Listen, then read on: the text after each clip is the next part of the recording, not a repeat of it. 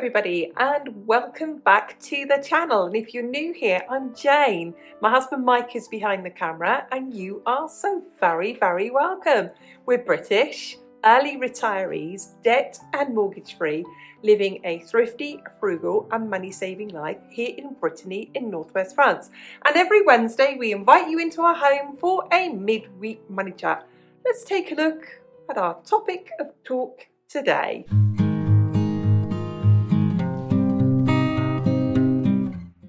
Here in Europe and across the world, we're seeing people whose incomes are being really squeezed.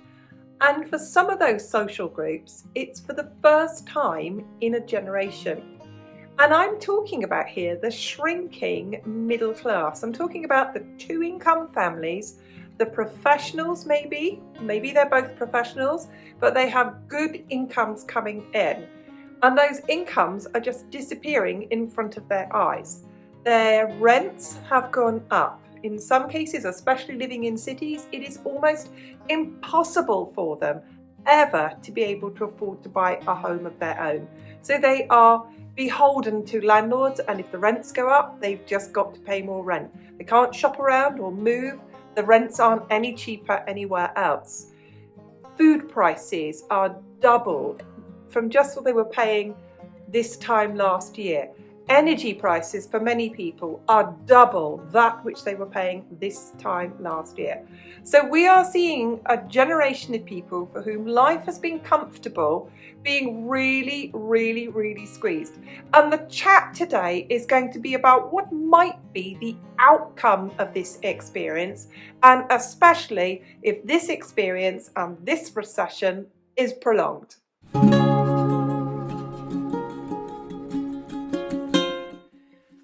I wanted to start by being reflective about what life has been like for those comfortably off just in the immediate past, about things that people have done just only recently. I would talk about just within the last 2 or 3 years. People have afforded to and have eaten out a lot. And if they haven't eaten out a lot, they have been able to afford and have food delivered to their house. They've been able to afford and pay for conveniences. Everything from people to clean their houses, to clean their cars, to entertain them, to entertain their children, and so on. They've been able to afford to do things to their house, to have a nice car or even a fancy car. There has been free and easy credit available. You've been able to pay a little amount of money per month towards subscription services, from anything from candles to home fragrance to regular supplies of makeup or beauty products coming into people's houses. And they have lived an extraordinarily affluent and, dare I say, somewhat beyond their means lifestyle for maybe all of their adult life, because they just know the money's going to come in next month. And although you or I or some people look at that might say we're looking at people living paycheck to paycheck, they're comfortable with that because they know there is enough money for the quality of life that they've wanted for quite a while. And because of that, people have wanted more and more, haven't they? So things that once upon a time that were treats, having your hair done, having a beauty treatment, those things that people once did for a wedding are now things that people are doing every single month. We only need to look at the beauty trends, the beautiful hair colours, the extraordinarily perfect makeup, 10-step beauty and cleansing programs. I grew up, you slapped Pond's cream on your face, you wiped it off, job's a good one. And I'm still like that now. But for many people, from hyaluronic acid to different products, something's coming on and going off their faces all the time. These extraordinarily products. You're seeing very ordinary people having very fancy clothing, very fancy food, and handbags, as an example, or shoes. So we've had these people with this kind of lifestyle. So that for quite a long time, and almost a generation of people, that has been their normal. So that's been the immediate past. And let's look at how some things are done a bit differently.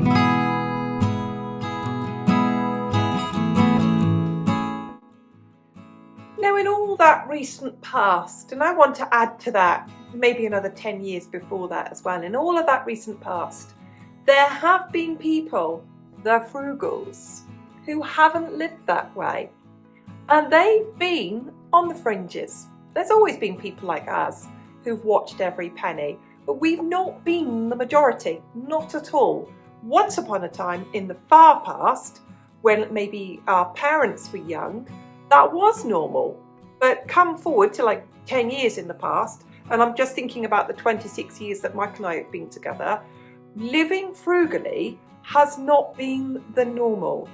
We've had TV shows, haven't we, about money saving of people, and we've had them so people can watch it out of morbid curiosity and like poking the loony with the stick, isn't it? Look at these people. They're the weirdos, the money savers, the coupon people, the people who live with jumpers on, the people who live with an old car in a little house and grow their vegetables out the back. You know, these people have sometimes been the subject of humour or the subject of ridicule.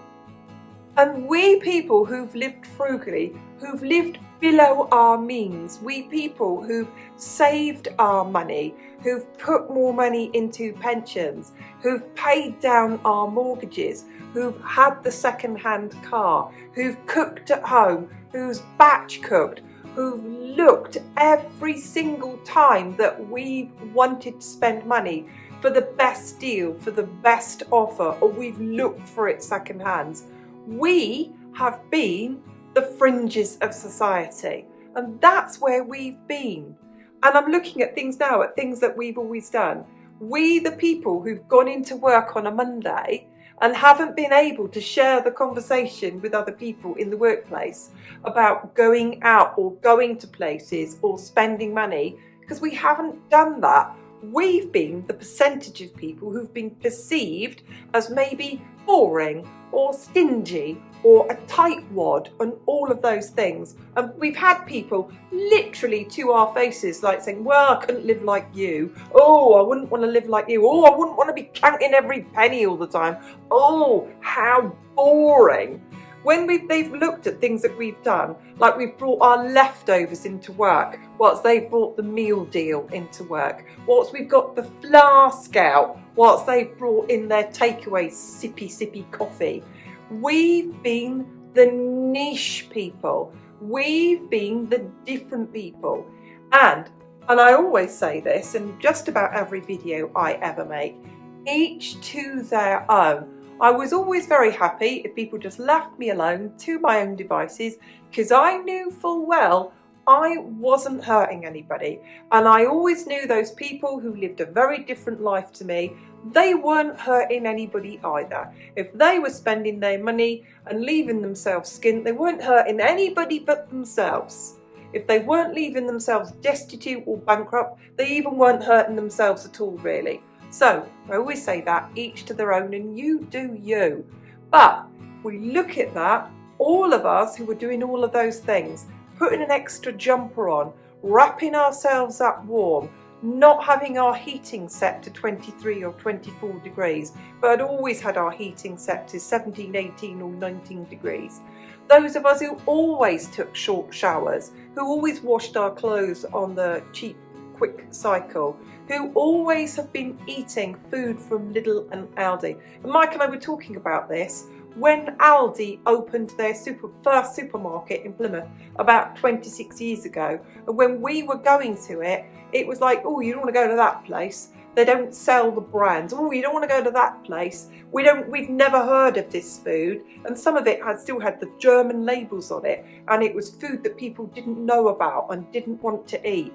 And oh, there's no this and there's no out. There was no customer service. There were no customer toilets. There was no meeters and greeters or anybody to tell you where things were. It was get in there, get shopping and get out. So all of those ways that we have been living for all of these times, are they going to become the new normal?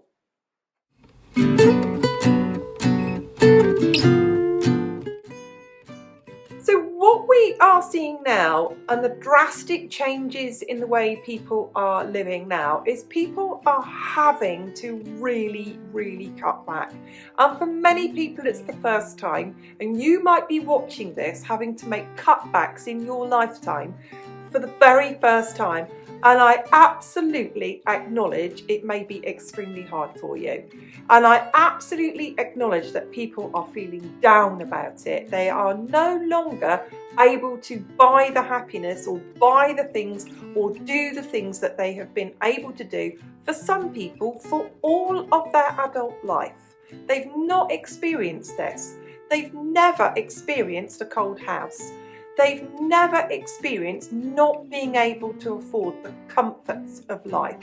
They've never had to say no to themselves or their children or other members of family. They've never ever had to go without.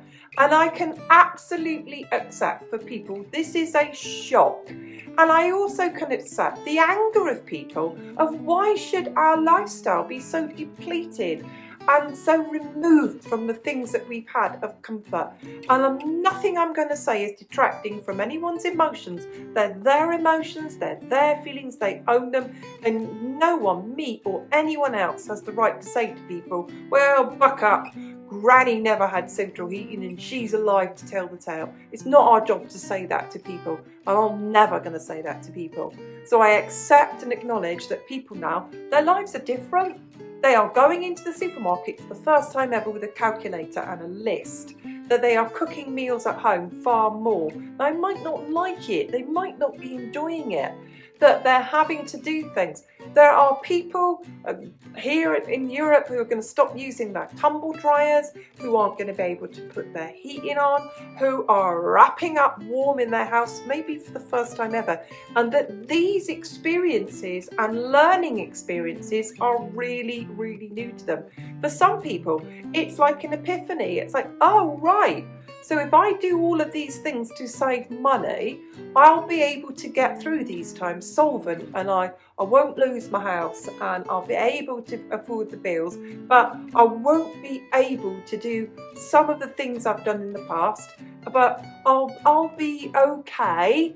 I might not enjoy it, but I will be okay. So let's take a look next at what the new normal might look like.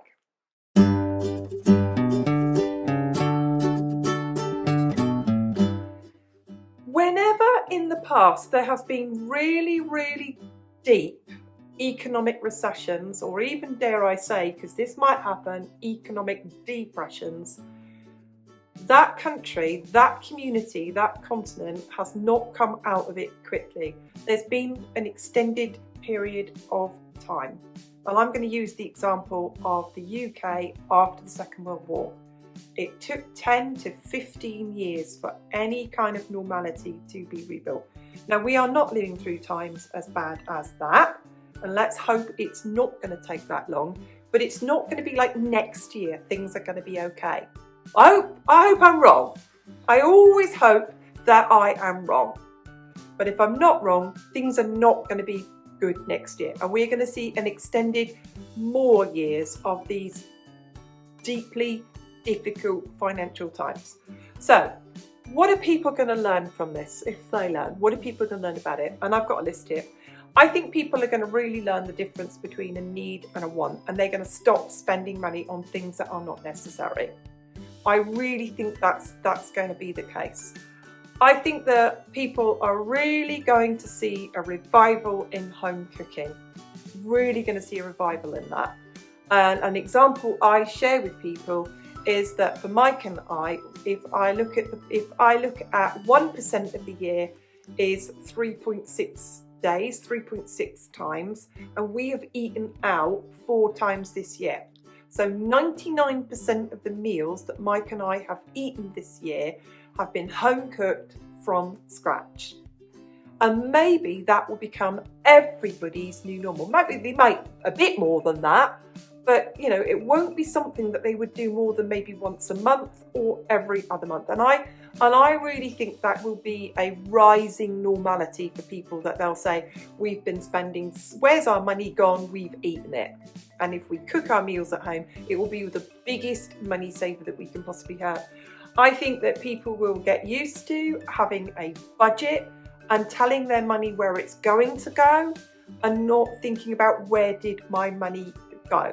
I'm hoping that becomes the new normal, that becomes a societal normal everywhere. It used to be in the far past, but it certainly hasn't been the case in the recent history. I hope that people come out of this by learning that in the good times they had a really good income, or two really good incomes, and that they could have had, if they hadn't have had fancy cars, if they hadn't have had a fancy lifestyle, if they had been more modest with their lifestyle, their home, their property, their things in their property, and their whole lifestyle, if they had been more modest with that they would have had less debt or no debt, that they would have had far more in savings and a buffer for the hard times that are going to come again in their lifetime. I hope that people come out of this by limiting their spending all of the time. Because what we've had in the immediate past is we've had a lot of waste.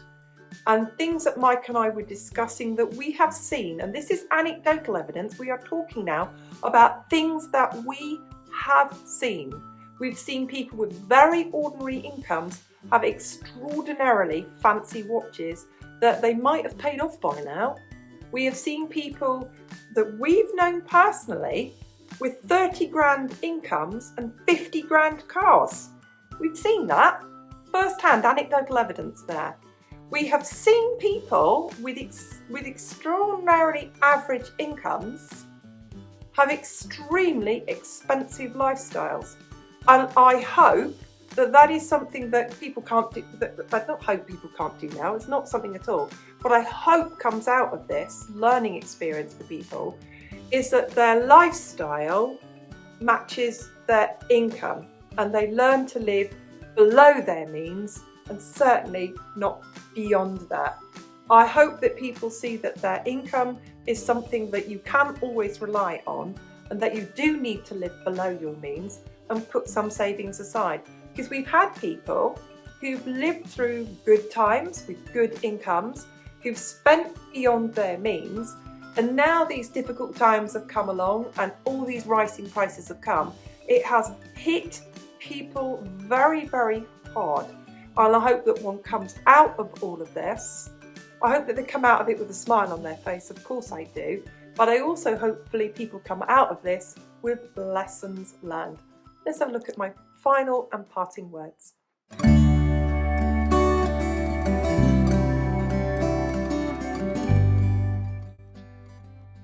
Now I hope I'm wrong, but like I said earlier, these difficult times could last a lot longer. We might not bounce back as quickly as we're used to, with quick dips in recessions and when it comes back quite quickly. I hope I'm wrong. I really do hope I'm wrong. But if I'm not wrong, here is my parting advice. And I don't usually give advice, but these are my parting hopes. I hope that people ditch fancy and embrace utility. I hope that people understand the difference between a want and a need. I hope that people understand that convenience costs, and if you ditch convenience, that you will save money. And I hope that people understand that choices will be limited, but you still will have a choice. And some people absolutely have no choice. And I hope people realise and recognise that if they have any choice at all, that how extremely lucky they are. And my final parting thing before I say goodbye to you today is to understand that life is not about having everything that you like and everything that you want, but actually making the best of what you've got. Just leaves me to say thank you to everyone who watched this video today. Thank you to everyone who hits that like button. The channel is growing and growing, and it's thanks to all of you. Massive thanks to everybody who leaves a comment. And this is the comment that I would love you to leave today, if you are experiencing this today for the first time, or you can relate experiencing this for the first time, what is the life lesson that you learned, that you've taken with you for the rest of your life, or that you will take with you for the rest of your life, that will help you get through the next economic downturn? Just leaves me to say thanks everybody. I'll see you again soon. Bye.